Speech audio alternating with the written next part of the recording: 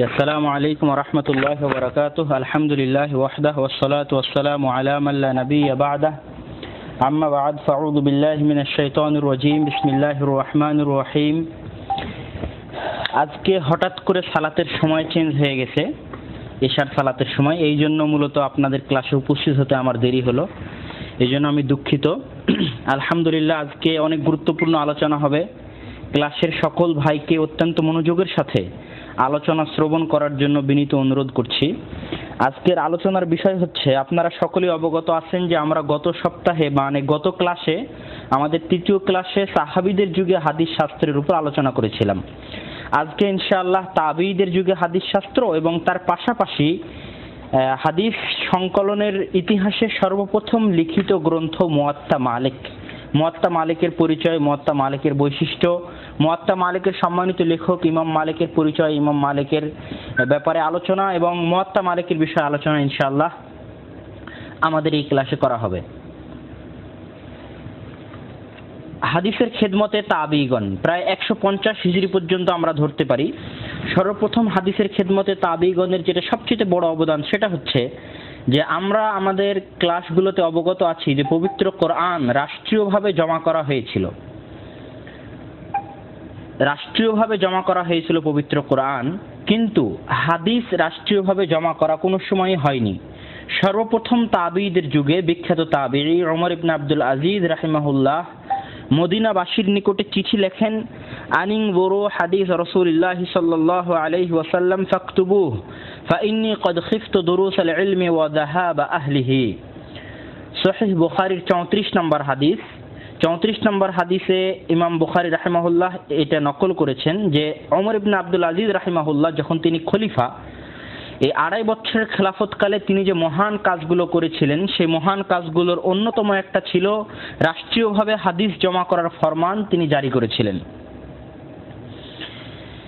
এই হাদিস জারি করার ফরমানটার ভাষা ইমাম বুখারী রাহিমাহুল্লাহ নকল করছেন এইভাবে যে উনদুরু হাদিস রাসূলুল্লাহ।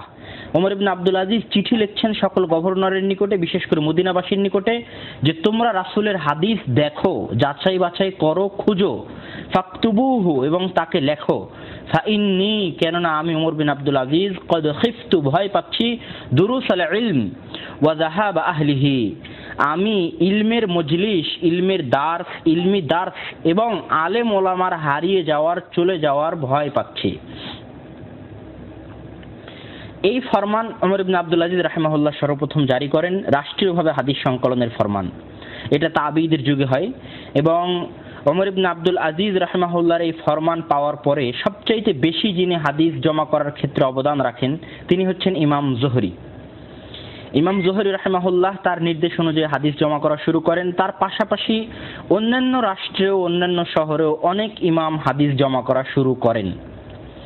ইমাম জোহরি সেই সময় ওমর বিন আব্দুল আজিজ রাহিমাহুল্লাহর নির্দেশে যে হাদিস জমা করেছিলেন, তার প্রমাণস্বরূপ ইতিহাস গ্রন্থগুলোতে যে রেওয়ায়াত পাওয়া যায়, তার মধ্যে অন্যতম একটা রেওয়ায়াত হচ্ছে মা'মার বিন রাশেদ বলছেন যে খলিফা ওয়ালিদ যখন মারা যায় তখন তার বাড়ি থেকে, খলিফা ওয়ালিদের বাড়ি থেকে ইমাম জোহরির লিপিবদ্ধ পাণ্ডুলিপিগুলো বাহনে উঠানো হচ্ছিল।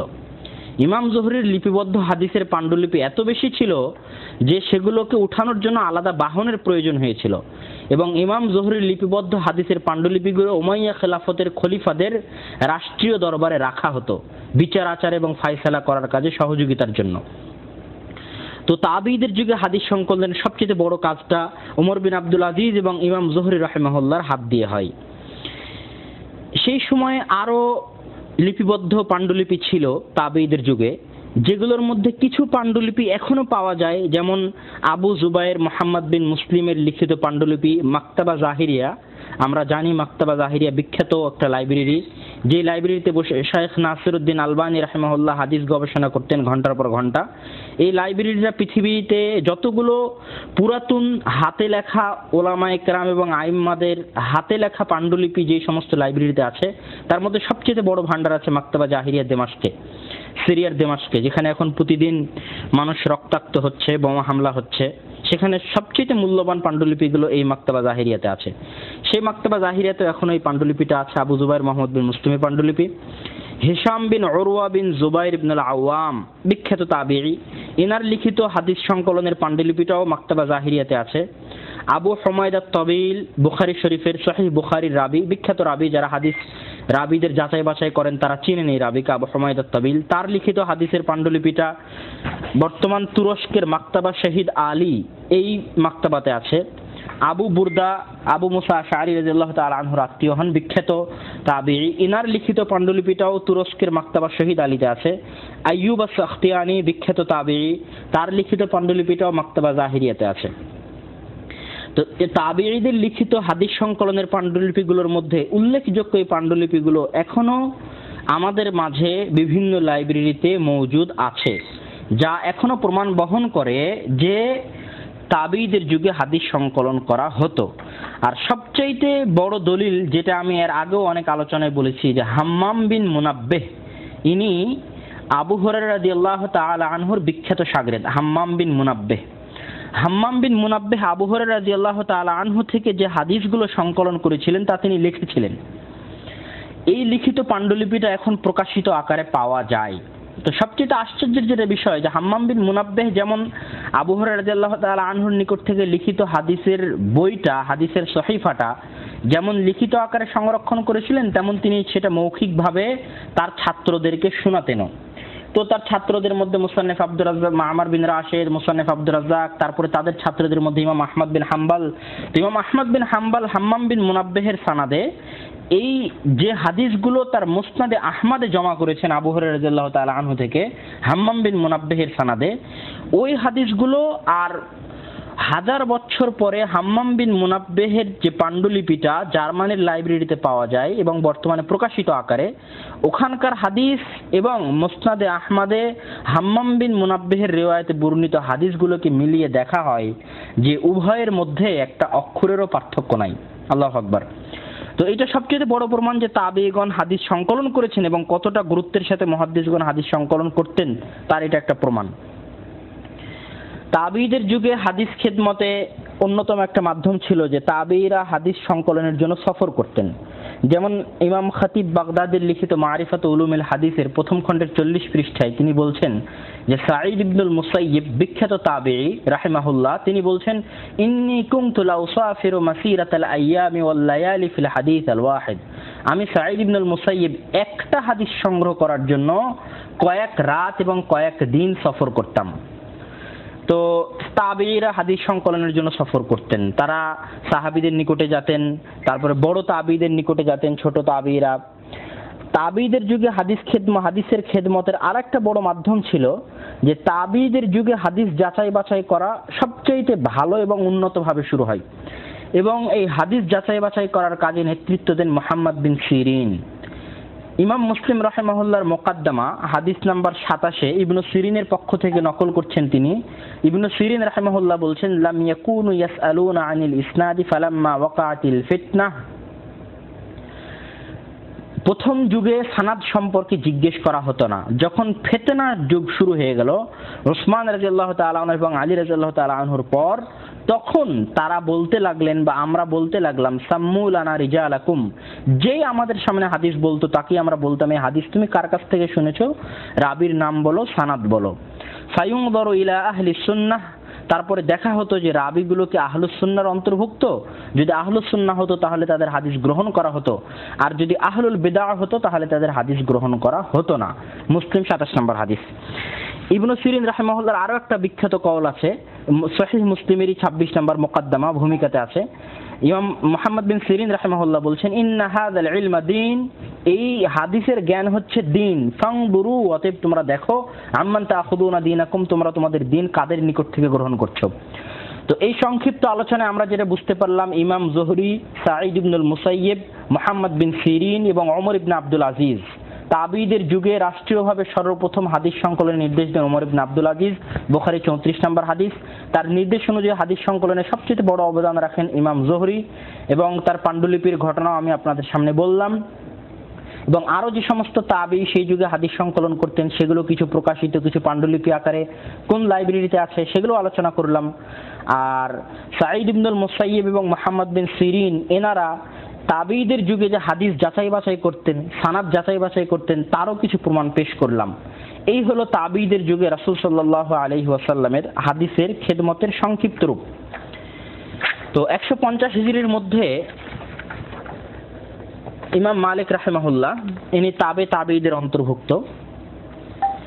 এনার লিখিত হাদিস সংকলনের যে আমরা ইতিহাস পড়ছি, এই ইতিহাসের মধ্যে সর্বপ্রথম যেই বইটা হাদিস সংকলনের যুগে সর্বপ্রথম যেই বইটা বই আকারে লিপিবদ্ধ হয় এবং আজ পর্যন্ত আমাদের মাঝে অক্ষত আছে যুগ যুগ থেকে, সেই বইটার অন্যতম একটা বই হচ্ছে বইগুলোর মধ্যে মুয়াত্তা মালিক।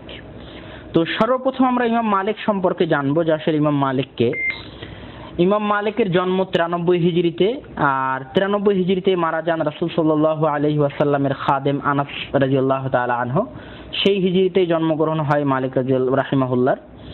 তার পূর্ণ নাম হচ্ছে মালিক বিন আনাস বিন মালিক বিন আবু আমের। তার পরদাদা আবু আমের রাসূল সাল্লাল্লাহু আলাইহি ওয়াসাল্লামের সাহাবী ছিলেন। সিয়ার ও আলামিন নুবালার 15 খণ্ডের 53 পৃষ্ঠা থেকে নিয়ে প্রায় 10-12 পৃষ্ঠায় তার জীবনী আলোচনা করেছেন ইমাম যাহাবী রাহিমাহুল্লাহ। সেখানে যে কথাগুলো নকল করেছেন তার মধ্যে অন্যতম একটা কথা হচ্ছে যে ঐতিহাসিকগণ বলছেন যে ইমাম মালিক রাহিমাহুল্লাহ জন্মগ্রহণের সময় স্বাভাবিক বাচ্চারা মায়ের পেটে যতদিন থাকে ইমাম মালিক রাহিমাহুল্লাহ তার চেয়ে বেশি দিন ছিলেন। তিনি প্রায় 2 থেকে 3 বছর মায়ের পেটে ছিলেন। ইমাম মালিক রাহিমাহুল্লাহ তার জ্ঞান অর্জন শুরু করেন, তিনি মদিনার অধিবাসী, মদিনাতেই থাকতেন, মদিনাতেই পড়াশোনা করেছেন এবং মদিনাতেই রাসূল সাল্লাল্লাহু আলাইহি ওয়াসাল্লাম মসজিদে বসে দার্স দিতেন।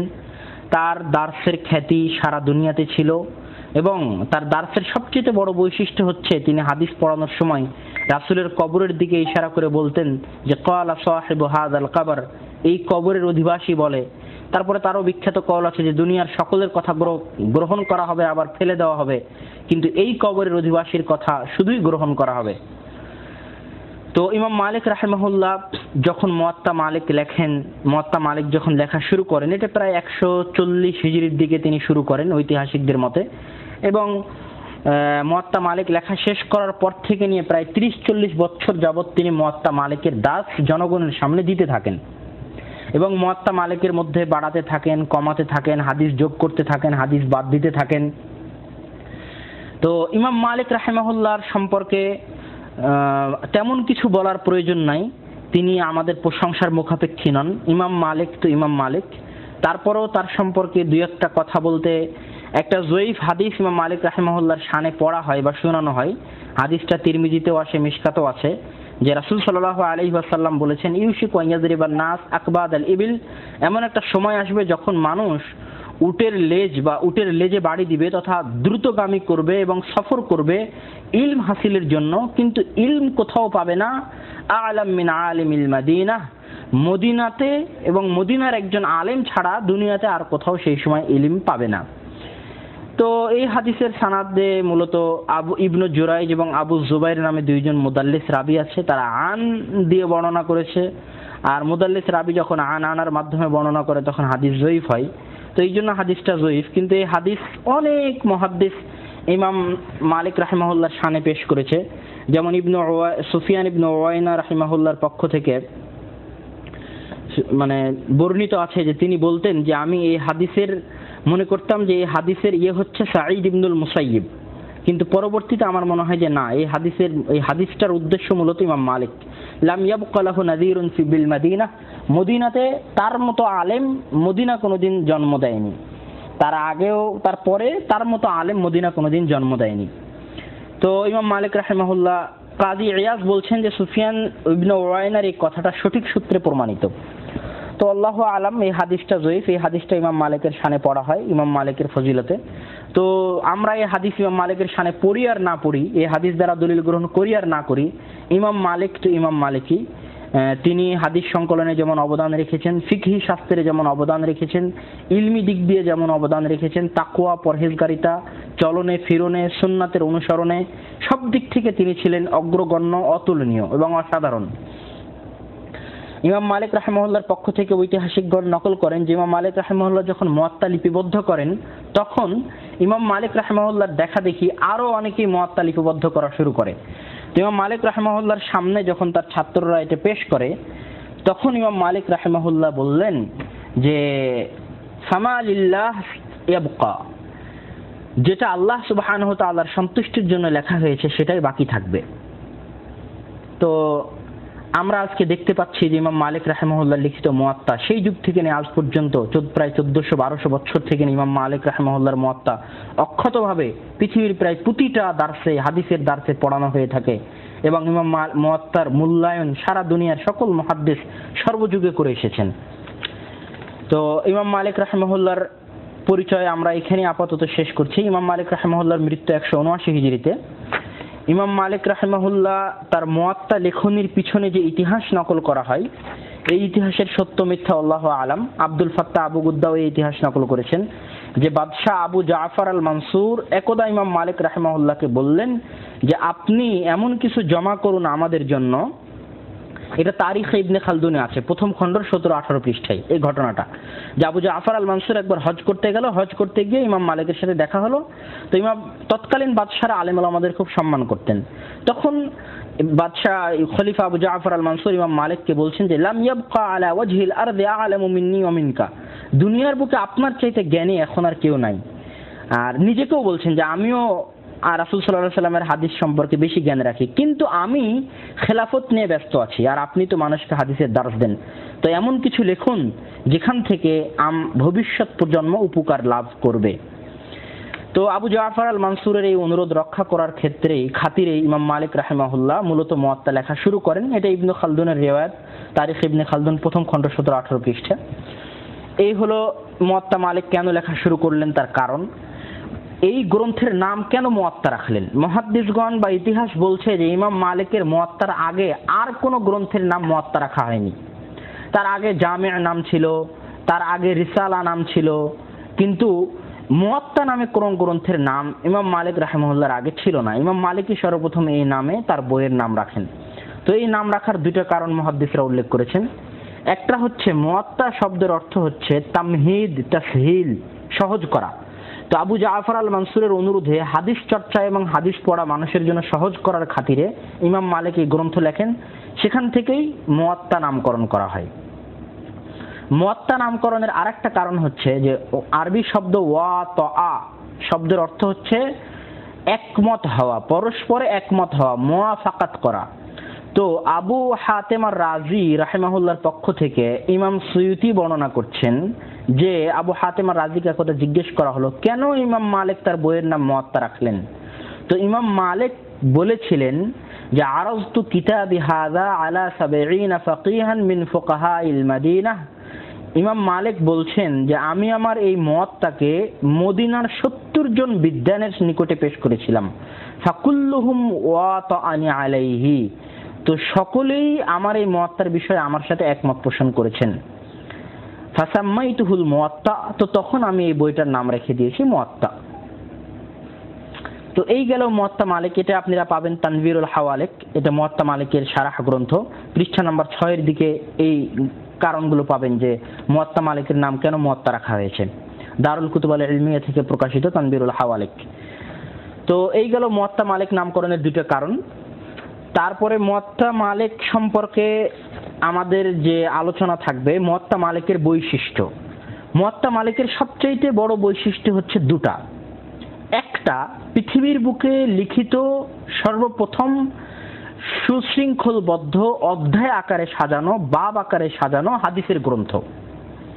এটা হলো প্রথম বৈশিষ্ট্য মুয়াত্তা মালিকের, প্রথম গ্রন্থ হিসেবে এটাকে ধরা হয়। দ্বিতীয় বৈশিষ্ট্য, এই গ্রন্থের লেখক তিনি অনেক বড় ইমাম। চার যে প্রসিদ্ধ ইমাম আছে, ইমাম আবু হানিফা, ইমাম শাফিঈ, ইমাম আহমদ বিন হাম্বল এবং ইমাম মালিক, এই চার ইমামের মধ্যে ইমাম মালিকের লিখিত গ্রন্থ এটা। তো গ্রন্থের মান কোনো সময় গ্রন্থের বৈশিষ্ট্যের কারণে বাড়ে, কোনো সময় গ্রন্থের লেখকের বৈশিষ্ট্যের কারণে বাড়ে। যে গ্রন্থের লেখক যখন এত বড়, যেমন শেখ আব্দুল্লাহ বিন বাজ রাহিমাহুল্লাহ, তার লিখিত তেমন কোনো গ্রন্থ নাই, তো তারপরেও যদি তার কোনো একটা লিখিত গ্রন্থ পাওয়া যায় তাহলে সেই গ্রন্থে তিনি যাই লেখেন তার যে একটা মান আছে জনগণের মাঝে, এই মানের কারণে গ্রন্থের মান বেড়ে যাবে। তো মুয়াত্তা মালিকের একটা বৈশিষ্ট্য তো মুয়াত্তার মধ্যেই, আর আরেকটা বৈশিষ্ট্য হচ্ছে যে এই গ্রন্থের লেখক ইমাম মালিকের মতো ইমাম।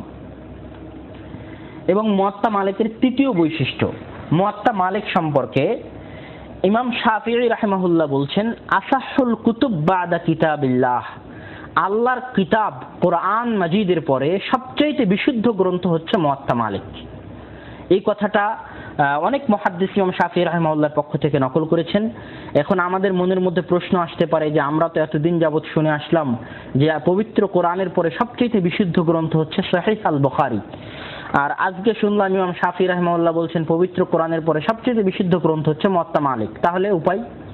তো এর জবাব হচ্ছে যে ইমাম শাফিঈ রাহিমাহুল্লাহ যখন এই কথাটা বলেন তখন সহিহ বুখারী তো অস্তিত্বে আসেনি, ইমাম বুখারী রাহিমাহুল্লাহর তখন জন্মই হয়নি। তো এই জন্য ইমাম শাফিঈ রাহিমাহুল্লাহর কথায় কোনো প্রভাব সহিহ বুখারীর উপর পড়বে না। পরবর্তী আলেম সকলেই একমত যে আল্লাহ সুবহানাহু ওয়া তাআলার কিতাবের পরে সবচেয়ে বিশুদ্ধ গ্রন্থ সহিহ বুখারী। আর ইমাম শাফিঈ রাহিমাহুল্লাহ যখন এই কথা বলছেন ততক্ষণ পর্যন্ত যতগুলো বই লিপিবদ্ধ করা হয়েছিল তার মধ্যে সবচেয়ে বিশুদ্ধ গ্রন্থ ছিল ইমাম মালিক রাহিমাহুল্লাহর মুয়াত্তা। তো সুতরাং কোনো সমস্যা নেই, কিন্তু ইমাম শাফিঈ রাহিমাহুল্লাহর এই কথায় বোঝা যায় যে মুয়াত্তার বৈশিষ্ট্য কি, এটা ইমাম শাফিঈ রাহিমাহুল্লাহর এই কথার দ্বারা বোঝা যায়। তো মুয়াত্তার সকল হাদিস সহিহ কিনা এই আলোচনায় আমরা আসবো ইনশাআল্লাহ কিছুক্ষণ পরে। এখন আসি মুয়াত্তাতে ইমাম মালিক রাহিমাহুল্লাহ কি ধরনের হাদিস সংকলন করেছেন বা মুয়াত্তা গ্রন্থটা কিভাবে সাজানো। ইমাম মালিক রাহিমাহুল্লাহ মুয়াত্তাতে মুত্তাসিল তথা সংযুক্ত সানাদযুক্ত হাদিস নিয়ে এসেছেন। ইমাম মালিক রাহিমাহুল্লাহ তার মুয়াত্তাতে মুরসাল হাদিস নিয়ে এসেছেন। আমরা এই উসুলে হাদিসের আলোচনা যেহেতু আমাদের ধারাবাহিক ক্লাস চলতে থাকবে ইনশাআল্লাহ, তো এক পর্যায়ে আমরা ধারাবাহিক ক্লাসের মধ্যে আমরা শুনবো মুত্তাসিল কি মুরসাল কি। এখানে সংক্ষিপ্ত বুঝি, মুরসাল হচ্ছে তাবেঈ যখন বলে রাসূল সাল্লাল্লাহু আলাইহি ওয়াসাল্লাম বলেছেন তখন এটা মুরসাল। যেমন আমরা তাবেঈদের যুগে হাদিস শাস্ত্রের ইতিহাসে পড়ে আসলাম যে ইমাম জোহরি, সাঈদ ইবনুল মুসাইয়্যিব, ওমর ইবনে আব্দুল আজিজ, মুহাম্মদ বিন শিরিন, এনারা হচ্ছেন বিখ্যাত তাবেঈ। তো এনারা যখন সাহাবীর নাম ছাড়াই ডাইরেক্ট বলবেন রাসূল সাল্লাল্লাহু আলাইহি ওয়াসাল্লাম বলেছেন তখন হাদিসকে বলা হবে মুরসাল। আর কোন তাবেঈ সাহাবী ছাড়া রাসূলের হাদিস শুনতে পারে না, সুতরাং মুরসাল হাদিস বিচ্ছিন্ন, মাঝখানে কেউ বাদ পড়ে গেছে, সেটা সাহাবীও হতে পারে আবার তাবেঈও হতে পারে। তো মুরসালের আলোচনা যখন আমরা আসবে তখন মুরসালের উপর বিস্তারিত আলোচনা করব ইনশাআল্লাহ। তো ইমাম মালিক রাহিমাহুল্লাহ তার মুয়াত্তাতে মুরসাল হাদিস নিয়ে এসেছেন। ইমাম মালিক রাহিমাহুল্লাহ তার মুয়াত্তাতে এমনও হাদিস নিয়ে এসেছেন যে হাদিসের সানাদ বিচ্ছিন্ন। ইমাম মালিক রাহিমাহুল্লাহ তার মুয়াত্তাতে মাওকুফ হাদিস নিয়ে এসেছেন তথা সাহাবীদের ফতোয়া, সাহাবীদের কওল, সাহাবীদের মন্তব্য।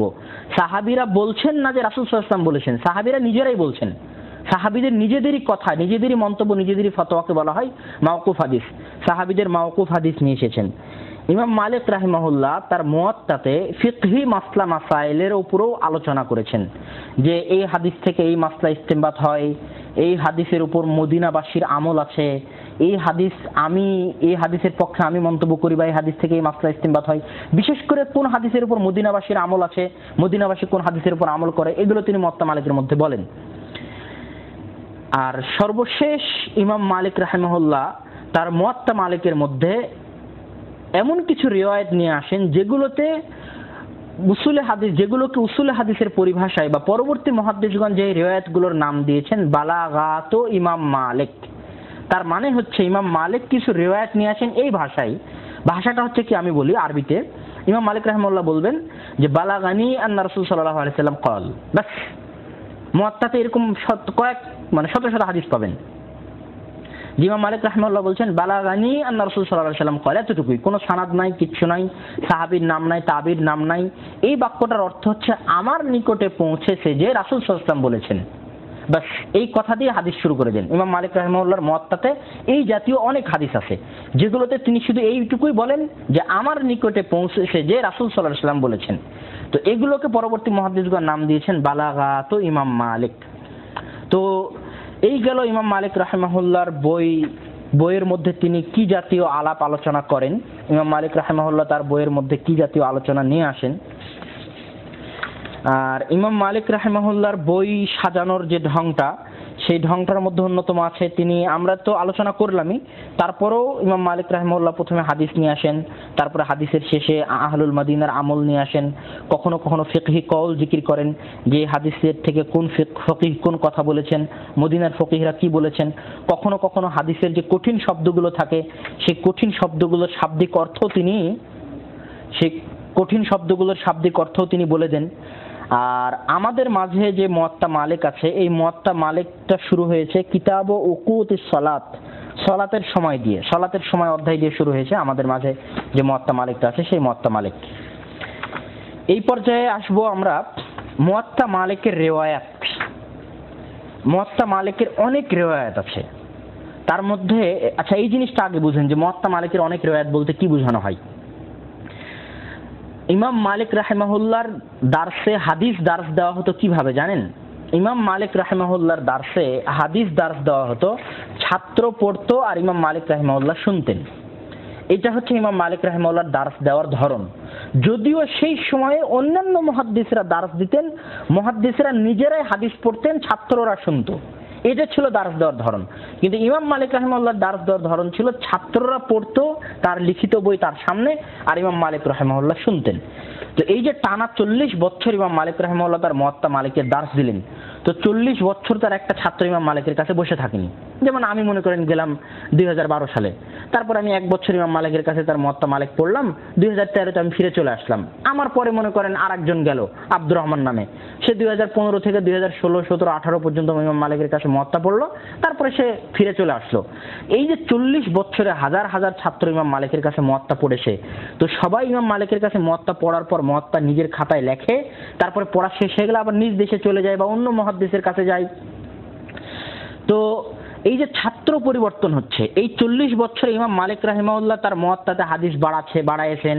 প্রথম বছরে হয়তো 100টা হাদিস ছিল, পরের বছরে হয়তো 200টা হাদিস করেছেন, তারপরের বছরে হয়তো 150টা করেছেন, তারপরের বছরে 800টা করেছেন। এইভাবে তিনি প্রতি বছর তার কিতাবের সংযোজন বিয়োজন করতেন। আর এই যে ছাত্র পরিবর্তন হতো, তো ছাত্রদের কিতাবগুলোও কখনো সংযোজিত, কোনোটাতে বিয়োজিত, তথা সব ছাত্রের কিতাব এক হতো না। আশা করি আপনারা আমার কথাটা বুঝতে পারছেন। না বুঝতে পারলে বলেন, আমি আবার কথাটাকে ঘুরায় বলি। হ্যাঁ, আলহামদুলিল্লাহ অনেক ভাই বুঝতে পারছেন।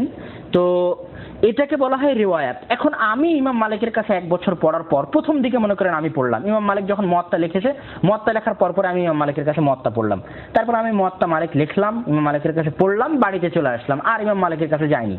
এখন আমার লিপিবদ্ধ মুয়াত্তাতে 400টা হাদিস আছে। এখন এই মুয়াত্তায় আমি ইমাম মালিকের রিওয়ায়াতে দার্স দিয়ে থাকলাম, তারপর এটা যুগ যুগ থেকে নকল হতে থাকলো। 40 বছর পরে যে ছাত্রটা ইমাম মালিকের কাছে গেছিল, সে ইমাম মালিকের কাছে 800টা হাদিস পড়েছে তার মুয়াত্তাতে, সেও ওই 800টা হাদিস নিয়ে তার দেশে চলে গেছে এবং ওই 800টা হাদিসে দার্স দিয়ে থাকেছে। আজকে 1400 বছর পরে যখন সবগুলো রিওয়ায়াত জমা করা হচ্ছে, তখন দেখা যাচ্ছে কোনো মুয়াত্তা মালিকে 400টা হাদিস, কোনো মুয়াত্তা মালিকে 1000টা হাদিস, কোনো মুয়াত্তা মালিকে 1500টা হাদিস। তো এই যে যিনি রিওয়ায়াত করতেন তাদেরগুলোকে বলা হয় রিওয়ায়াতে অমুকের রিওয়ায়াতে মুয়াত্তা মালিক, অমুকের রিওয়ায়াতে মুয়াত্তা মালিক, অমুকের রিওয়ায়াতে মুয়াত্তা মালিক। তো আমরা মুয়াত্তা মালিক বলতে যেই মুয়াত্তাটা বুঝি, সেটা কার রিওয়ায়াতে জানেন? সেটা হচ্ছে সবচেয়ে বিখ্যাত রিওয়ায়াত। এই বিখ্যাত রিওয়ায়াতটা হচ্ছে ইয়াহইয়া ইবনে ইয়াহইয়া আল মাসমুদি আল আন্দালুসি আল লাইসি।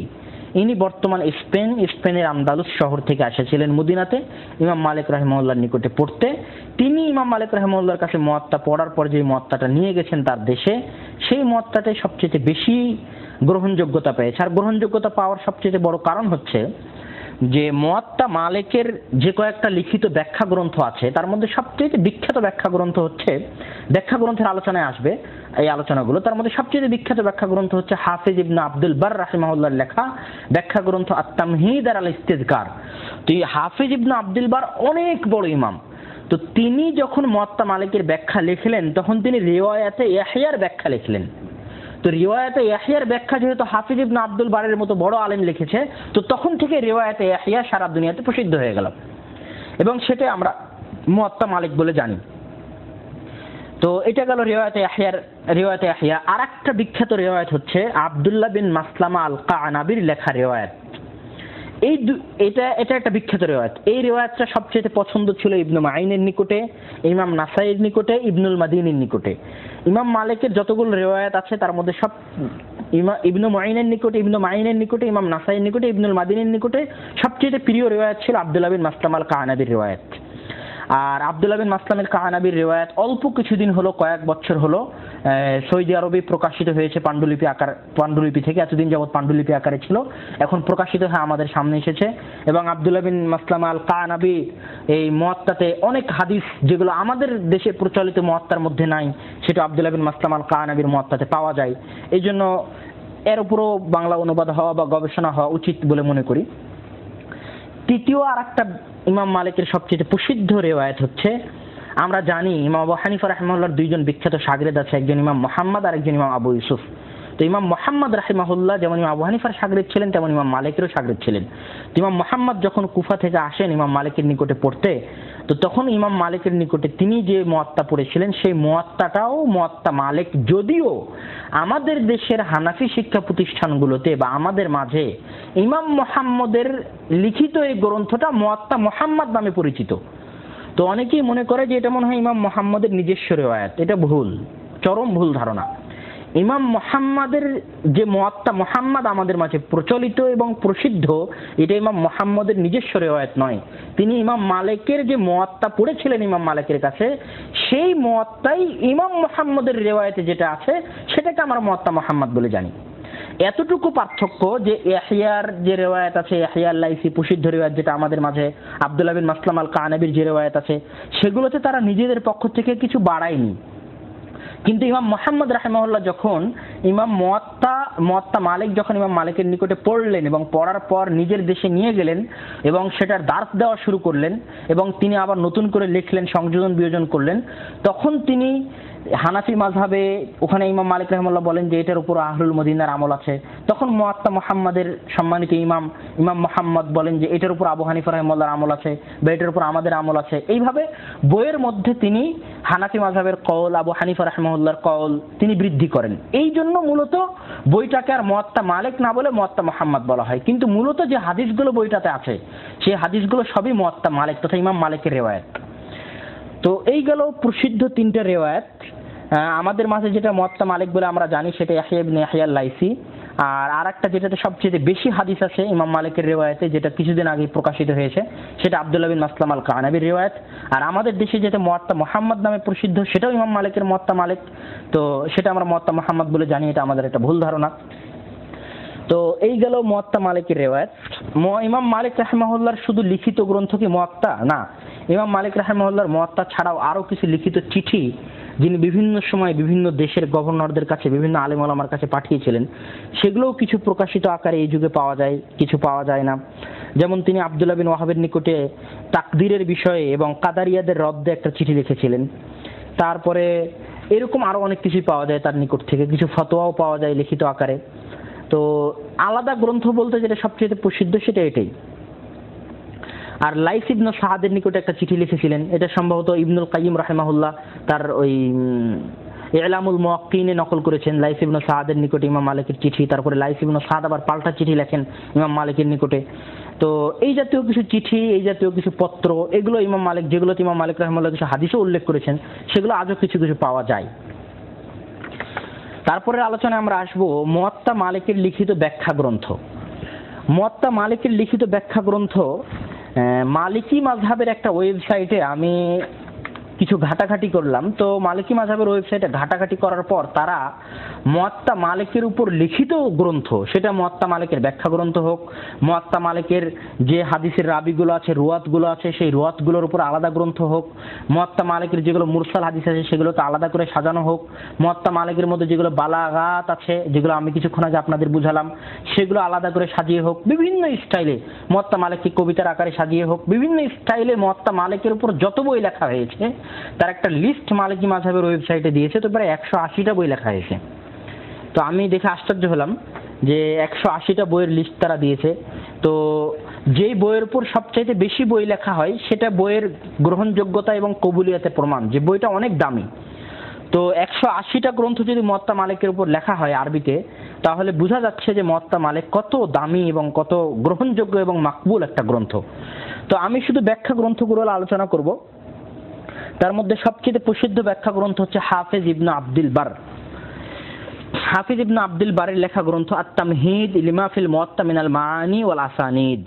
এই গ্রন্থটাতে তিনি হাদিস শাস্ত্রের দিক থেকে আলোচনা করেছেন, তথা হাদিসের সানাদ, হাদিসের সিহহাত, হাদিসের যউফ, হাদিসের দুর্বলতা, মুরসাল, বালাগাত, মাজহুল, রাবি, তথা হাদিস শাস্ত্রের যে সায়েন্স অফ হাদিস, এই দৃষ্টিকোণ থেকে বেশি আলোচনা করেছেন। আর ওনারই লেখা আরেকটা ব্যাখ্যা গ্রন্থ মুয়াত্তা মালিকের, সেটার নাম হচ্ছে আল ইস্তিযকার লিমাযাহিবি ফুকাহাইল আমসার ওয়া উলামাইল আকতার ফীমা তাযাম্মানাহুল মুআত্তা মিন মাআনির রাই ওয়াল আসার। এটাও মুআত্তার ব্যাখ্যা গ্রন্থ, এটারও লেখক হাফিজ ইবনে আব্দুল বার। এই বইটাতে তিনি ফিকহি দৃষ্টিকোণ থেকে আলোচনা করেছেন, আর তামহিদে আলোচনা করেছেন হাদিস, সায়েন্স অফ হাদিসের দৃষ্টিকোণ থেকে, আর আল ইস্তিযকারে আলোচনা করেছেন ফিকহি মাযহাব দৃষ্টিগত, মাযহাব যে ইমাম শাফিঈর এই কল কোন কল রাজে, ফিকহি যে ফতোয়া ফারাইজ মাসাইল, এই দৃষ্টিকোণ থেকে আলোচনা করেছেন।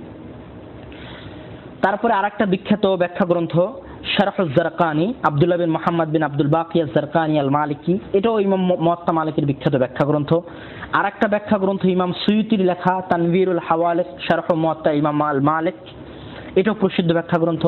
আরেকটা ব্যাখ্যা গ্রন্থ ইমাম আবুল ওয়ালিদ আল বাজির লেখা, যেটার নাম হচ্ছে আল মুনতাকা শারহুল মুআত্তা, এটাও অনেক প্রসিদ্ধ। আর আরেকটা আমাদের ভারত উপমহাদেশের যারা মুআত্তা মালিকের ব্যাখ্যা লিখেছেন তাদের কয়েকজনের নাম বলি। ভারত উপমহাদেশের যিনি হাদিস শাস্ত্রের গুরু বলা হয় শাহ ওলিউল্লাহ মুহাদ্দিস দেহলভী রাহিমাহুল্লাহ, তিনি মুআত্তা মালিকের দুই ভাষায় ব্যাখ্যা গ্রন্থ লিখেছেন, একটা আরবিতে যেটার নাম আল মুসাওয়া, আর একটা ফার্সিতে যেটার নাম আল মুসাফফা। এটা শাহ ওলিউল্লাহ মুহাদ্দিস দেহলভীর লেখা।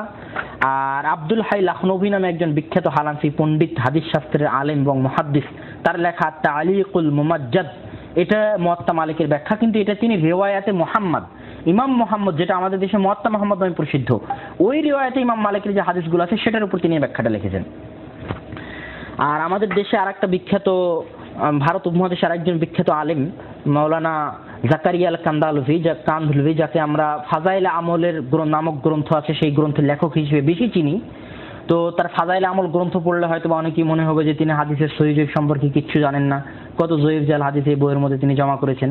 তো আসলে তার লেখা মুআত্তা মালিকের একটা আরবি ব্যাখ্যা গ্রন্থ আছে, নাম হচ্ছে আউজাজুল মাসালিক। এই গ্রন্থ পড়লে বোঝা যাবে যে না, তিনি হাদিস জানেন কিছু, তিনি হাদিসের সম্পর্কে জ্ঞান রাখেন এবং ভালো আলেম, ভালো মুহাদ্দিস। আমি মাঝে মাঝে তার আউজাজুল মাসালিক যখন পড়ি আর ফাজাইল আমল যখন পড়ি তখন আশ্চর্য হই যে আউজাজুল মাসালিকে যিনি এত মুহাদ্দিসানা ঢঙে হাদিসের তাহকিক, হাদিসের তাযঈফ এবং হাদিসের সায়েন্স অফ হাদিসের দৃষ্টিকোণ থেকে আলোচনা করছেন, ফিকহি দৃষ্টিকোণ থেকে আলোচনা করছেন, তিনি আবার ফাজাইল আমলের মতো গ্রন্থ কিভাবে লেখেন? তো তার লেখা গ্রন্থ হচ্ছে আউজাজুল মাসালিক, এটাও বিখ্যাত ব্যাখ্যা গ্রন্থ। এটা মাওলানা জাকারিয়া আল কান্দালভির লেখা, যিনি ফাজাইল আমলের লেখক। তো এই গেল মুআত্তা মালিকের ব্যাখ্যা গ্রন্থ।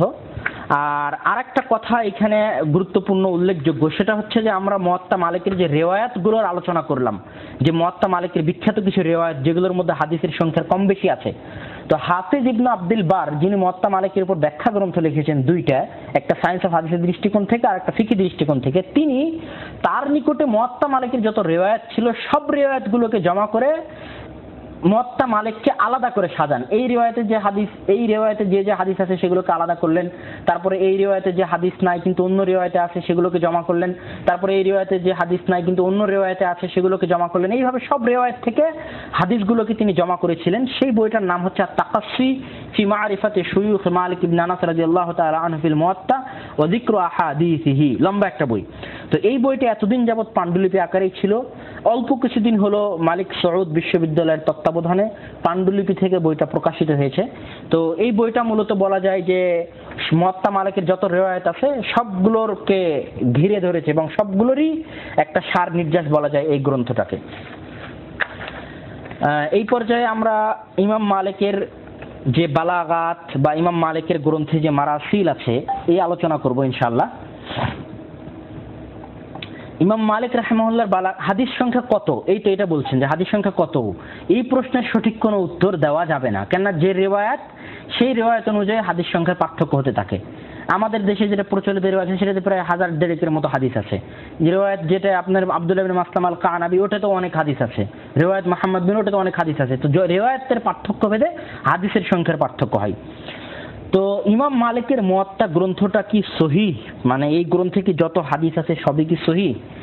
আর ইমাম মালিক রাহিমাহুল্লাহর পক্ষ থেকে এই কথা পাওয়া যায় যে ইমাম মালিক রাহিমাহুল্লাহ যত রাবীর নিকট থেকে হাদিস সংকলন করেছেন সকল রাবী মজবুত, ইমাম মালিক দুর্বল রাবীর নিকট থেকে হাদিস সংকলন করতেন না। তো এই দুটো কথা সহিহ কিনা, এই দুটো কথার উপর কিছু গুরুত্বপূর্ণ আলোচনা থাকবে ইনশাআল্লাহ। তারপরেও আরো কিছু গুরুত্বপূর্ণ আলোচনা আছে। তো সর্বপ্রথম আমরা আসি যে ইমাম মালিক রাহিমাহুল্লাহর গ্রন্থে যে মুরসাল হাদিসগুলো আছে এবং যে বালাগাতগুলো আছে যে ইমাম মালিক রাহিমাহুল্লাহ বলেন যে আমার নিকটে পৌঁছেছে যে রাসূল সাল্লাল্লাহু আলাইহি ওয়াসাল্লাম বলেছেন, এই হাদিসগুলোর ভিত্তি কি হবে? তো সর্বপ্রথম কথা হচ্ছে যে হাফিজ ইবনে আব্দুল বার এবং হাফিজ ইবনে সালাহ বিখ্যাত মুহাদ্দিস, এই দুইজন মিলে ইমাম মালিক রাহিমাহুল্লাহ যত হাদিসের ক্ষেত্রে বলেছেন যে এটা আমার নিকটে পৌঁছেছে যে রাসূল এটা বলেছেন, এই মর্মে সানাদ ছাড়া যে হাদিসগুলো বর্ণনা করেছেন সেগুলোকে তারা সানাদ সহ জমা করেছেন। হাফিজ ইবনে আব্দুল বার সানাদ সহ জমা করেছেন, তিনি 4টে হাদিস সানাদ সহ পাননি বলে জানাইছেন। পরবর্তীতে হাফিজ ইবনে সালাহ ওই 4টে হাদিসও জমা করে দিয়েছেন। এবং ইমাম মালিকের বালাগাত সানাদ সহ লিখিত হয়েছে আরো অনেক গ্রন্থে, তার মধ্যে বিখ্যাত হাফিজ ইবনে আব্দুল বারের গ্রন্থ এবং হাফিজ ইবনে সালাহের গ্রন্থ। তারা ইমাম মালিক বালাগাত ইমাম মালিক যেগুলো সানাদ ছাড়া ইমাম মালিক নকল করেছেন সেগুলো তারা অন্য সানাদ থেকে সানাদ সহ তাদের বইয়ে লিপিবদ্ধ করেছেন। এটা হলো প্রথম তথ্য। দ্বিতীয় তথ্য হচ্ছে যে ইমাম মালিকের গ্রন্থের সকল হাদিস সহিহ নয়, তবে যেই হাদিসগুলোকে ইমাম মালিক রাহিমাহুল্লাহ মাউসুল সূত্রে মারফু সূত্রে রাসূল সাল্লাল্লাহু আলাইহি ওয়াসাল্লামের পক্ষ থেকে নকল করেছেন সেগুলো সবই সহিহ। আমি একদিক থেকে মুহাদ্দিসগণের কওল পড়ছি। ক্বালা জারকানি ফি শারহিল মুওয়াত্তা, ইমাম জারকানি তার মুওয়াত্তাতে বলছেন যে আল বালাগু মিন আকসামিজ যায়ীফ, প্রথম খণ্ড 294 নম্বর পৃষ্ঠায় বলছেন যে ইমাম মালিকের যেগুলো বালাগাত আছে সেগুলো মূলত যঈফ রিওয়ায়াতের অন্তর্ভুক্ত, কেননা সানাদি যার নাই সেগুলোকে যঈফ রিওয়ায়াতের অন্তর্ভুক্ত করতে হবে। ইমাম সুফিয়ান রাহিমাহুল্লাহ বলছেন যে ইদা ক্বালা মালিক, যখন ইমাম মালিক বলে যে বালাগানি আমার নিকটে পৌঁছেছে, ফাহুয়া মিন আকসামিস সহিহ, তো তখন তোমরা এটাকে সহিহ বলে ধরে নাও। তখন তোমরা যখন ইমাম মালিক বলবে বালাগানি তখন মনে করবা যে সহিহ। তো ইমাম যাহাবী রাহিমাহুল্লাহ সুফিয়ান সাউরী রাহিমাহুল্লাহর এই কথার উপর এই কথার ব্যাখ্যা করতে যায় বলছেন যে ফাইন্না মালিকান মুতাসাব্বিতুন ফালাআল্লা বালাগাতুহু আকওয়া মিন মারাসিল মিসলা হুমায়দা কাতাদা ওয়া যুহরি, যে ইমাম মালিক যেহেতু অনেক মজবুত এবং অনেক বড় ইমাম, এই জন্য ইমাম মালিক যে বালাগাতগুলো আছে, ইমাম মালিকের যে মুরসাল হাদিসগুলো আছে, এই মুরসাল হাদিসগুলো এই বালাগাতগুলো অন্যান্য যারা রাবি আছে তাদের মুরসালের চাইতে, তাদের বালাগাতের চাইতে বেশি সহিহ। সুফিয়ান সাউরী রাহিমাহুল্লাহ বলছেন যে ইমাম মালিক যখনই বলবে বালাগানি তখনই মনে করবা সহিহ। তো এই কথার ব্যাখ্যা হাফেজ যাহাবী কি বলছেন যে সহিহ মানে একদম সহিহ নয়, সহিহ মানে হচ্ছে তুলনামূলক আরো যত রাবি আছে তাদের যে মুরসাল হাদিসগুলো আছে, যেমন কাতাদার মুরসাল হাদিস বা হাসান বাসরির মুরসাল হাদিস বা ইমাম জুহরির মুরসাল হাদিস। হাসান বাসরি এবং ইমাম জুহরির মুরসাল হাদিস সবচেয়ে নিম্ন পর্যায়ের মুরসাল হাদিস। তো এনাদের বর্ণিত মুরসাল হাদিসের চাইতে আরো অন্যান্য রাবিদের বর্ণিত মুরসালের চাইতে বালাগাতের চাইতে ইমাম মালিকের বালাগাতটা বেশি সহিহ। এটা হচ্ছে সুফিয়ান সাউরীর কথার উদ্দেশ্য। আহমদ শাকির রাহিমাহুল্লাহ বলছেন তার বায়সুল হাসিসে পৃষ্ঠা নাম্বার 30-এ যে সুয়ুতি তার শারহুল মুওয়াত্তাতে বলছে তানবীরুল হাওয়ালিকে, ইমাম সুয়ুতি আহমদ শাকির রাহিমাহুল্লাহ নকল করছেন যে ইমাম সুয়ুতি তার তানবীরুল হাওয়ালিকের পৃষ্ঠা নাম্বার 8-এ বলছেন আস-সাওয়াবু ইতলাকু আন্নাল মুওয়াত্তা সহিহুন লা ইস্তাসনা মিনহু শাইউন, সঠিক কথা এটাই যে পুরো মুওয়াত্তা সহিহ, মুওয়াত্তার কোনো হাদিসকেই জয়ীফ বলা বা সহিহর ভিতর থেকে আলাদা করার প্রশ্নই আসে না। একজন ভাই প্রশ্ন করেছেন বালাগাত মানে কি, আমি বালাগাতের ব্যাখ্যা শুরুতেই করেছি, আলোচনার শুরুতেই। তো ইমাম সুয়ুতি রাহিমাহুল্লাহ বলছেন আস-সাওয়াবু ইতলাকু আন্নাল মুওয়াত্তা সহিহ, সঠিক হচ্ছে যে মুওয়াত্তার যত হাদিস আছে সবই সহিহ। ইমাম সুয়ুতির এই কথা পেশ করার পর ইমাম আহমদ শাকির রাহিমাহুল্লাহ তার বায়সুল হাসিসে বলছেন ওয়া হাযা গায়রু সাওয়াব, ইমাম সুয়ুতির এই কথা ঠিক নয়। ওয়াল হাক্কু, বরং সত্য হচ্ছে আন্না মা ফিল মুওয়াত্তা মিন আল হাদিস আল মাওসুলা ওয়াল মারফুআ ইলা রাসূলিল্লাহ সাল্লাল্লাহু আলাইহি ওয়াসাল্লাম সিহাহুন কুল্লুহা, ইমাম মালিক তার মুওয়াত্তাতে সংযুক্ত সানাদে রাসূল সাল্লাল্লাহু আলাইহি ওয়াসাল্লামের পক্ষ থেকে মারফু সূত্রে যে হাদিসগুলো বর্ণনা করেছেন সেগুলো সবই সহিহ। শুধু সহিহ নয়, এগুলো বুখারী মুসলিমের হাদিসের মতো সহিহ, উঁচু পর্যায়ের সহিহ। কিন্তু ইমাম মালিক তার মুওয়াত্তাতে যেগুলো মুরসাল রিওয়ায়াত বর্ণনা করেছেন, যেগুলো বালাগানি আমার নিকটে পৌঁছেছে বলে বর্ণনা করেছেন, সেগুলোর কোনো এতেবার নাই।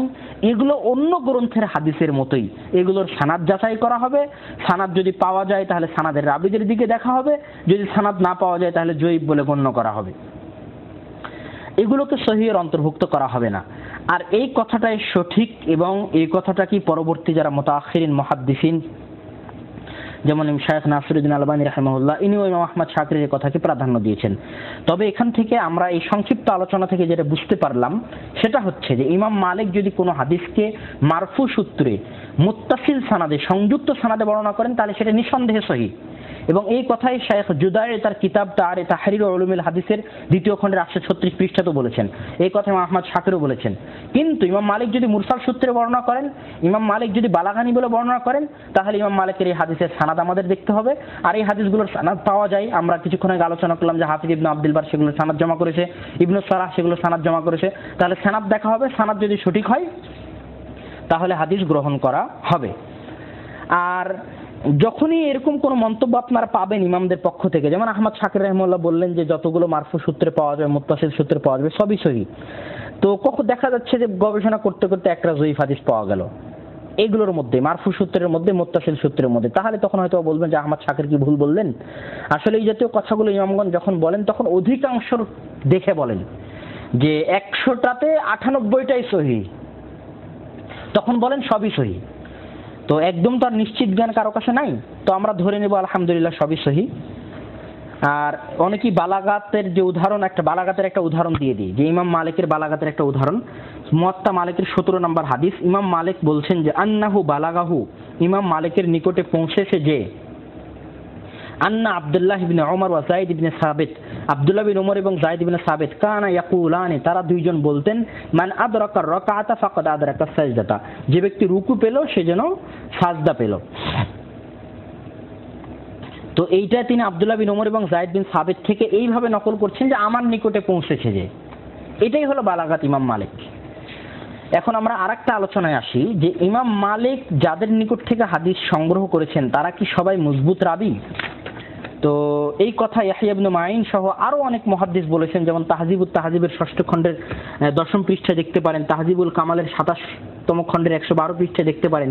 ইয়াহইয়া বিন মাঈন রাহিমাহুল্লাহ বলছেন, কুল্লু মান রাওয়া আনহু মালিক ইবনে আনাস ফাহুয়া সিকাহ, ইমাম মালিক প্রত্যেক যে শাইখের নিকট থেকে হাদিস গ্রহণ করেছেন, ইমাম মালিকের যারা শুয়ুখ শাইখ তারা সবাই মজবুত, ইল্লা আব্দুল করিম ইবনুল মুখারিক আল বাসরি আবু উমাইয়া, আব্দুল করিম ইবনে আবিল মুখারিক ছাড়া।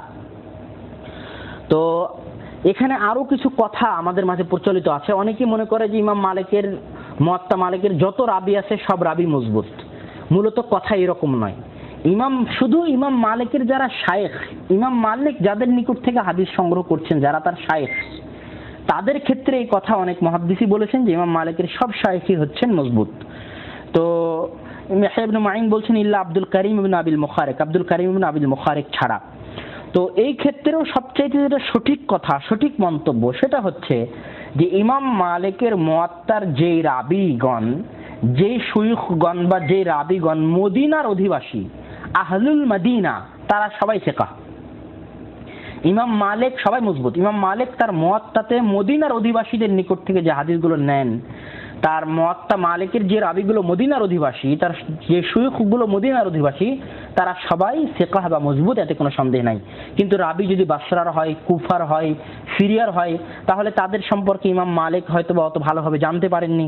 যেমন আব্দুল করিম ইবনে আবিল মুখারিক বাসরার অধিবাসী ছিলেন, তেনার সম্পর্কে হয়তো ইমাম মালিক অত ভালোভাবে জানতে পারেননি। সকল মুহাদ্দিস তাকে জয়ীফ বলেছেন, কিন্তু ইমাম মালিক তার নিকট থেকে হাদিস নিয়েছেন তার মুয়াত্তা মালিকের। তো এইগুলো ইমাম মালিকের গ্রন্থে যে রাবিগুলো আছে সেই রাবিগুলো সব সঠিক কিনা বা সব মজবুত কিনা। এখন আমরা আরেকটা গুরুত্বপূর্ণ বিষয় দেখব, যেটা সকলের মনে রাখা উচিত, বিশেষ করে যারাই মুয়াত্তা মালিক পড়বেন, বাংলা মুয়াত্তা মালিক পড়েন আর ফার্সি আর উর্দু মুয়াত্তা মালিক পড়েন। সেটা হচ্ছে, যেমন ইমাম মালিকের একটা পরিভাষা হচ্ছে বালাগানি, এটা তো আমি আপনাদের সামনে ব্যাখ্যা করলাম। ইমাম মালিকের একটা পরিভাষা হচ্ছে, তিনি বইয়ের মধ্যে মাঝে মধ্যে বলবেন যে as-সুন্নাতুল্লাতী লা ইখতিলাফা ফীহা ইনদিনা কাযা ওয়া কাযা, হাদিস পেশ করার পর বলবেন যে এই সুন্নাতটা আমাদের মাঝে কোনো ইখতিলাফ নাই, এই সুন্নাতটা আমাদের নিকটে এইরূপ এইরূপ। তো যখনই এই কথা তিনি বলবেন আমাদের নিকটে এইরূপ এইরূপ বা এই সুন্নাতে আমাদের মাঝে কোনো ইখতিলাফ নাই, তখন এর দ্বারা কি উদ্দেশ্য? আমাদের মাঝে এই সুন্নাত নিয়ে কোনো ইখতিলাফ নাই, এর দ্বারা উদ্দেশ্য হচ্ছে ফুকাহাউল মদিনা, মদিনার ফকিহগণ বা মদিনার যে বিখ্যাত 7 জন ফকিহ আছে, সেই 7 জন ফকিহ উদ্দেশ্য। এটা একটা ইমাম মালিকের পরিভাষা। ইমাম মালিক তার বইয়ের মধ্যে মাঝে মধ্যেই বলবেন যে হাদা আহসানু মা সামি'তু, আমি যা শুনেছি তার মধ্যে সবচেয়ে সুন্দর বা উত্তম হচ্ছে এটা। এই পরিভাষা ব্যবহার করার মাধ্যমে যে মাসলাগুলোতে আইম্মায়ে কেরাম ইখতিলাফ করেছেন সেই মাসলাগুলোর মধ্যে ইমাম মালিকের নিকটে সবচেয়ে প্রাধান্যপ্রাপ্ত গ্রহণযোগ্য রাজিহ কওল কোনটা সেটার দিকে ইশারা যখন করেন তখন ইমাম মালিক এই কথা বলেন যে হাযা আহসানু মা সামি'তু, আমি যা শুনেছি তার মধ্যে সবচেয়ে উত্তম হচ্ছে এটা।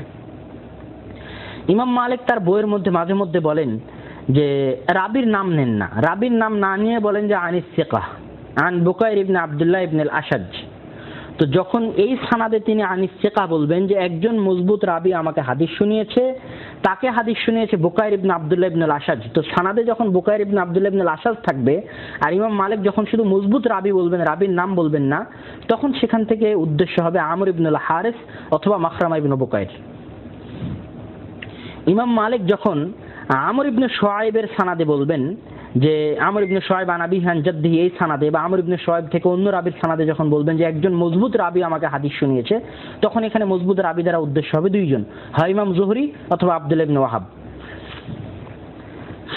আর ইমাম মালিক যখন এই শব্দ ব্যবহার করবেন বইয়ের মধ্যে যে আমাকে হাদিস শুনিয়েছে আখবারানি মানলা আত্তাহিমু মিন আহলিল ইলম, আহলে ইলমদের এমন একজন আলেম যাকে আমি অপবাদ দেই না, যাকে আমি মুত্তাহাম বিল কিযব মনে করি না, যাকে আমি মিথ্যুক মনে করি না, আহলুল ইলমদের মধ্যে এমন একজন আলেম আমাকে হাদিস শুনিয়েছেন লা আত্তাহিমু, আমি যাকে তোহমত দেই না, অপবাদ দেই না, বা আমি যার সম্পর্কে কিছু বলি না, বা আমি যার ত্রুটি বর্ণনা করি না, বা আমি যার ভুল বর্ণনা করি না, এই শব্দ যখন ব্যবহার করবেন পুরো মুওয়াত্তা মালিক এই শব্দ তিনি অনেক জায়গায় ব্যবহার করবেন, তখন এর দ্বারা উদ্দেশ্য হবে লাইস ইবনে সাদ, অনেক বড় ইমাম, ইমাম লাইস অনেক বড় ইমাম।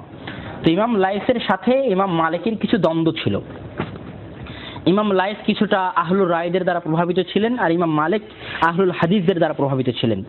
তো ইমাম লাইসের মধ্যে এবং ইমাম মালিকের মধ্যে চিঠির আদান প্রদান হতো পরস্পরের মধ্যে এবং পরস্পরের ইখতিলাফ নিয়ে। তো ইমাম লাইস ইবনে সাদের নাম এই জন্য ইমাম মালিক রাহিমাহুল্লাহ তার গ্রন্থে নেন না। তিনি বলেন আখবারানি মানলা আত্তাহিমু মিন আহলিল ইলম, আমাকে হাদিস শুনিয়েছে এমন একজন আহলিল ইলম যাকে আমি অপবাদ দেই না, যাকে আমি মুত্তাহাম বলি না। তো এই শব্দ যখনই ব্যবহার করবেন তখনই উদ্দেশ্য হবে কে? লাইস ইবনে সাদ। তারপরে যখন ইমাম মালিক রাহিমাহুল্লাহ বলবেন ইবনে ওমর রাদিয়াল্লাহু তাআলা আনহুর সানাদে, ইবনে ওমর রাদিয়াল্লাহু তাআলা আনহুর সানাদে যখন বলবেন যে আমাকে একজন মজবুত রাবি হাদিস শুনিয়েছে, নাম নেবেন না, তখন উদ্দেশ্য হবে নাফি'। আর ইমাম মালিক রাহিমাহুল্লাহ যখন ইবনে মাসউদ আব্দুল্লাহ ইবনে মাসউদ রাদিয়াল্লাহু তাআলা আনহুর পক্ষ থেকে মুরসাল সূত্রে হাদিস বর্ণনা করবেন, মুরসাল মানে তাবি বলছে যে তাবি ওমা আরসালা আন ইবনে মাসউদ, এখানে আরসালাহু উদ্দেশ্য হচ্ছে মাওকুফ। যখন আব্দুল্লাহ ইবনে মাসউদ রাদিয়াল্লাহু তাআলা আনহুর পক্ষ থেকে মাওকুফ সূত্রে, একটু ভুল হয়ে গিয়েছিল আমার, মুরসাল সূত্রে নয়, তথা আব্দুল্লাহ বিন মাসউদ রাদিয়াল্লাহু তাআলা আনহুর যখন ফতোয়া বা মন্তব্য তার মুওয়াত্তা মালিকে নকল করবেন, তখন এই ফতোয়াগুলোর সবগুলোই হবে আব্দুল্লাহ ইবনে ইদ্রিস আল আউদির সানাদে, যদিও তিনি সানাদে নাম নেন না, কিন্তু গবেষণা করে দেখা গেছে যে সবগুলোই আব্দুল্লাহ ইবনে ইদ্রিস আল আউদির সানাদে। আর যখন ইমাম মালিক রাহিমাহুল্লাহ তার বইয়ের মধ্যে বলবেন যে আমি এই রকমই পেয়েছি আহলে ইলমদেরকে আমার দেশে, বা অল আমরু ইনদানা, এই বিষয়টা আমাদের নিকটে এই রকম, কোন একটা মাসলা বলছেন, মাসলা বলার পর বলছেন যে আমার দেশের আলেম ওলামাগণ এর উপরে আমল করেন, বা আমার দেশের আলেম ওলামাগণ এই কথাই বলেন, বা আমাদের নিকটে এটাই কথা, এটাই ফতোয়া, তখন এর দ্বারা উদ্দেশ্য হয় ইমাম মালিক, রাবিআ আর রাই ও ইবনে হুরমুজ। তো এই গেল ইমাম মালিক রাহিমাহুল্লাহর মুওয়াত্তায় ব্যবহৃত পরিভাষা, যে পরিভাষাগুলো মুওয়াত্তা মালিক পড়ার সময় আমাদের মাথায় স্মরণ রাখা উচিত। আর সর্বশেষ ইমাম মুওয়াত্তা মালিকের উপর আলোচনা আমাদের মাঝে আর তেমন বাকি আছে বলে মনে হচ্ছে না, আলহামদুলিল্লাহ মুওয়াত্তা মালিকের আলোচনা আমরা প্রায় শেষ করলাম। তো আজকের মতো ইমাম মালিক এবং মুওয়াত্তা মালিকের আলোচনা এখানেই ইতি জানছি। আল্লাহ সুবহানাহু ওয়া তাআলা আমাদেরকে মুওয়াত্তা মালিক পড়ার, মুওয়াত্তা মালিক থেকে ইস্তেফাদা, মুওয়াত্তা মালিক থেকে শিক্ষা গ্রহণ করার তৌফিক দান করুক। আর সর্বশেষে ইমাম মালিক রাহিমাহুল্লাহর একটা বিখ্যাত মন্তব্য দিয়ে আজকের আলোচনা শেষ করছি। ইমাম মালিক রাহিমাহুল্লাহকে যে আমরা বিখ্যাত জানি, বিখ্যাত গ্রন্থ কওলটা, ইমাম মালিক রাহিমাহুল্লাহকে তার মজলিসে জিজ্ঞেস করা হয়েছিল, একজন ব্যক্তি এসে হঠাৎ জিজ্ঞেস করলো যে আল্লাহ সুবহানাহু ওয়া তাআলা আরশে কিভাবে থাকেন। ইমাম মালিক রাহিমাহুল্লাহ বলেন আল ইস্তিওয়া মালুমুন, আল্লাহ সুবহানাহু ওয়া তাআলার আরশে থাকাটা আমাদের জানা, ওয়াল কাইফিয়াতু মাজহুলুন, কিভাবে আরশে থাকেন সেটা আমরা জানি না। ওয়াল ঈমানু বিহি ওয়াজিবুন, এর উপর ঈমান আনা ওয়াজিব, ওয়াস সুআলু আনহু বিদআতুন, এই বিষয়ে জিজ্ঞেস করা বিদআত। এটা ইমাম মালিকের বিখ্যাত কওল। হুলিয়াতুল আউলিয়া, ইস্পাহানির লিখিত হুলিয়াতুল আউলিয়াতে সানাদ সহ কওলটা নকল করা আছে ইমাম মালিকের পক্ষ থেকে। তো আল্লাহ সুবহানাহু ওয়া তাআলা আমাদেরকে মুয়াত্তা মালিক থেকে ইস্তেফাদা, উপকার হাসিল করার, ইমাম মালিকের ইলম থেকে উপকার হাসিল করার তৌফিক দান করুক, আল্লাহুম্মা আমিন।